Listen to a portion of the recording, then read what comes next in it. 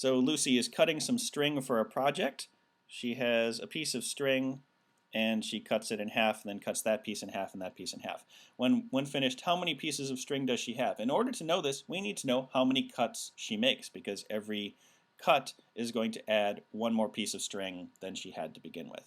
Statement 1 tells us that when she finished, her smallest piece was 1 inch long. That tells us nothing about the number of cuts and is therefore in no way related to sufficiency on its own. Statement 2 tells us that her initial length of string is 16 inches, but that doesn't have any information about cuts either. So that is not sufficient on its own either.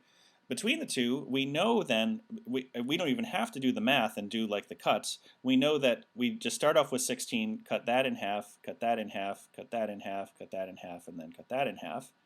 I may even have done that, right? 1, 2, 3, 4, 5. I think I did one too many cuts. Anyway, we know that we could just keep cutting until the smallest piece was 1 inch, and that would be what she did with her string, and we could count the number of pieces.